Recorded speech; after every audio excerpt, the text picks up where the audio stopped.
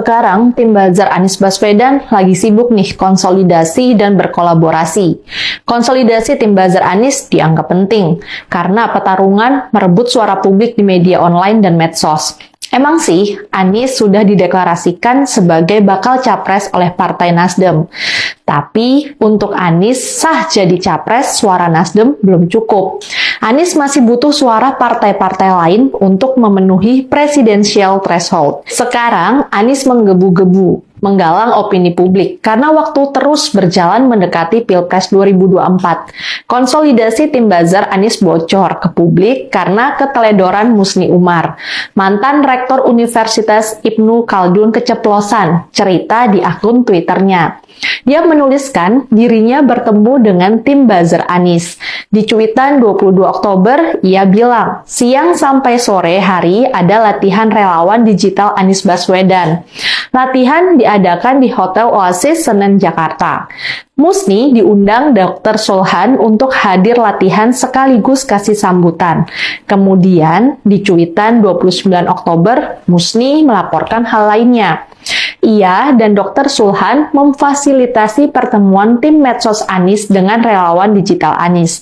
Tujuan pertemuannya adalah untuk kolaborasi.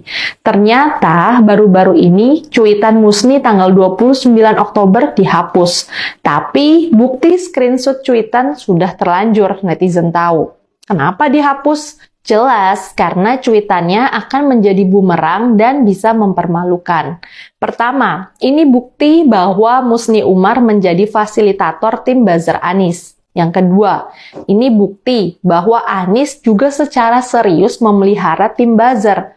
Lucunya, kubu pendukung Anies sering berlagak suci. Mereka sering menghina netizen yang membela posisi pemerintah sebagai buzzer RP. Netizen yang kritis pada Anies dikutuk seolah pasti masuk neraka. Sedangkan buzzer yang membela Anies diberi julukan yang positif atau netral. Misalnya tim medsos dan relawan digital.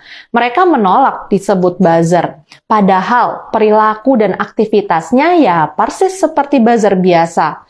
Mereka menyerang lawan-lawan politik Anies dengan keras. Mereka nggak segan mempermainkan hoaks dan pelintiran informasi. Tapi mereka lihai main kata-kata untuk tampil suci tanpa celah. Sekarang karena cuitan Musni, kita tahu buzzer Anies itu nyata adanya. Malah mereka pakai pelatihan segala. Tujuannya tentu aktivitas buzzernya efektif. Mereka akan memulas habis citra Anies di mata publik agar jalan Anies menuju Pilpres 2024 lancar jaya. Pelatihannya di hotel loh, pasti tim buzzer dan medsos ini ada dananya. Mereka bukan aktivis sukarelawan biasa yang kerjanya gratisan.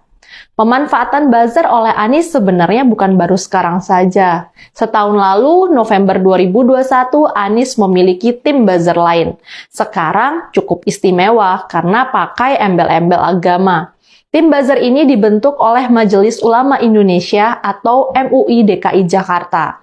Sebelum tim buzzer dibentuk, MUI DKI diberi dana hibah oleh Pemprov DKI. Hibahnya sangat besar, nilainya 10,6 miliar rupiah. Buzzer bentukan MUI DKI diberi nama Cyber Army. Namanya keren ya, tapi kerjanya ya seperti buzzer biasa. Ketua Umum MUI DKI Jakarta, Munahar Mukhtar, membela pembentukan buzzer itu. Munahar bilang, pembentukan Cyber Army adalah gagasan MUI DKI. Cyber Army dibentuk untuk melawan buzzer yang menyerang ulama, juga untuk membela Gubernur DKI Anies Baswedan. Munahar berdalih, Cyber Army dibentuk karena maraknya informasi hoax. Hoax itu dapat memecah belah umat, terutama umat Islam dan ulama. Munahar mengklaim pihaknya nggak akan memakai dana hibah Pemprov untuk pasukan cyber. Menurutnya, dana hibah itu akan digunakan untuk program kerja dan untuk kegiatan operasional MUI DKI.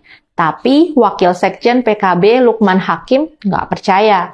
Ia menuding MUI DKI membentuk pasukan cyber untuk membela Anies.